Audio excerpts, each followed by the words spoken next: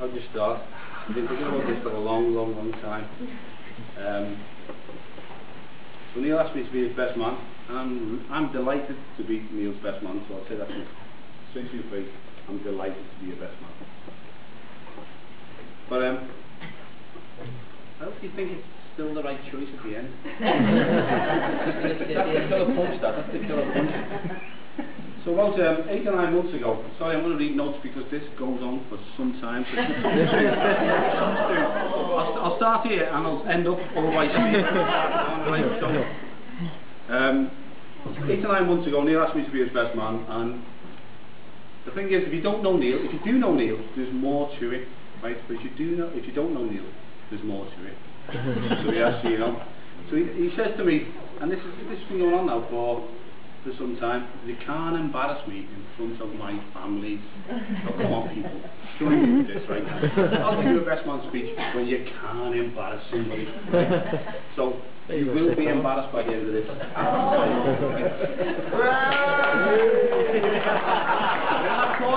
that corner, I must not say anything, Maureen, this is for you, right? I must not say anything that will make Maureen think he's not an angel. Maureen. He's an angel, right? He's an angel. Let's start here. Let's start. And I must let him see the speech before I do it today. There you go, Neil, there it is. I want to attempt to, you know, I want to be fair here, right? I've checked out what you should do as a best man speech. I've checked this out on the internet, through books. I've had a good go with this, and so here's a few rules. I've got to be honest. I've got to reflect Neil as a single man. Married today, single yesterday, right? So, you know, there's a few things to be said here. It needs to be a bit risque. It is. Right? It is risque. And the last rule is, I've got to engage all of you. So from start to finish, I've got to engage all of you. So the first bit is, you know, this is a big decision. Big decision. So to keep everybody happy, and you know, a precious shared is a precious half. Someone once said, right? So you folks have got to make the big decisions tonight. Is it tonight? It's tonight, isn't it? Back camera. It's tonight. So I've prepared 2 speeches. Go on. Right? The first one, by the way, right, is the one Neil would like me to do. We've had loads of conversation about the one Neil would like me to do, which is all about flatlining. You've got a flatline, don't tell nobody nothing about me and your family and all that kind of stuff. So that's that one, right? And the second one is about the real Neil. The real Neil, warts and all. So as we cross over, right, first of all, is happily married. One Neil would like us all to talk about. And the next one is we need to talk. So let's share a moment, because I'm not moving on until people show hands. Happily married.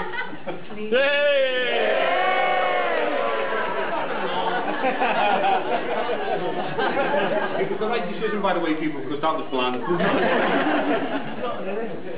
His strong point. Observation and comments. You know, Neil is incredibly bright, but sometimes you can just let the whole side down. Right? So we're going to talk about that just in a second. And then there's football. Now the chaps here will tell you about football, right? He thinks he's like this Alan Hansen type. He's cool, he's calm, and he is the worst header of a ball. Right. Love him in a minute. Don't show him a miss from 2 yards. Then there's, which is interesting, there's Neil in the bedroom, No, it wasn't. So I'm allowed, I'm the best man, I'm allowed to do this stuff. And then there's Neil and how the world sees him, right? And sometimes his weird behaviour, right? And can I just say, right, at this point, there's a disclaimer on that last section, I defend him fundamentally, right? As his best man, I defend him fundamentally. But others, his friends who are all around, it's raged for a long time. So when we get to that, remember, I defend them fundamentally. You can't kill me for this, because everybody's in on this one. So let's get on with it. Right? Neil and his communication.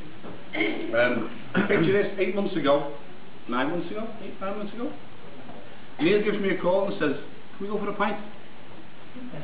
Immediately, my suspicions are up here somewhere, because Neil never asks you, "Can you go for a pint?" Right? There's always something else. There's got to be something else, right? So he arrives on time, by the way. Never arrives on time. We pop off to the pub. We get to the pub. We're watching Man United. Why are we watching Man United? Right? Think about that. So we're watching Man United, and then we've got a few pints, and then nothing in particular happens. We talk nonsense. It was complete nonsense for an hour, right? And then Neil turns to me and goes, "So have you heard the news?" Looking at Man United, by the way.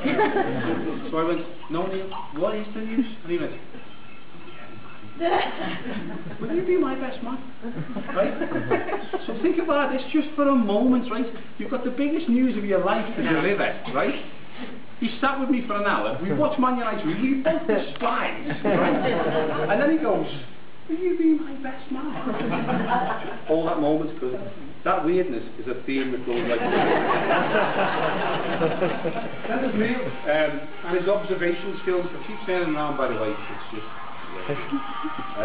Just a gay ring. Joe, this is for you, because next week you two are going away, and you're going to go away and spend some time together, you know, and it's well-deserved time. But pay attention to the details with me, right? So 2 examples jump out for me, right? Neil and his observation skills. Never mind. This picture here, I hope everybody can see. Can everybody see that picture as I wander around, right? This is the picture that you see when you arrive in New Zealand.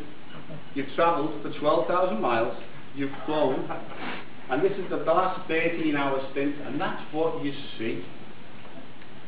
So what did Neil say when he's seen it from a plane?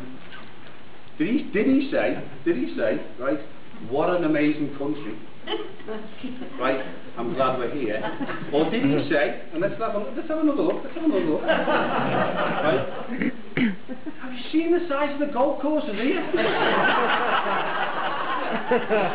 I leave these to ponder the moment. Right? Then we quickly jump on, there's Neil, again, still in New Zealand. Looking very, very photogenic. Right in the middle. So I took that picture, and you know, you remember that picture well, don't you? I do, yeah. Yeah, well done.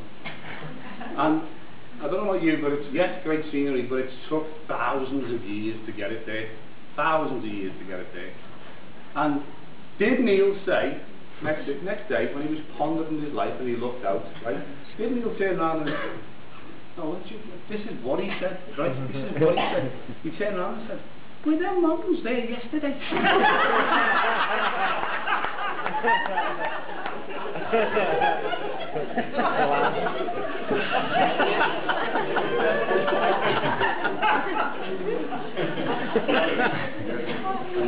It was misty.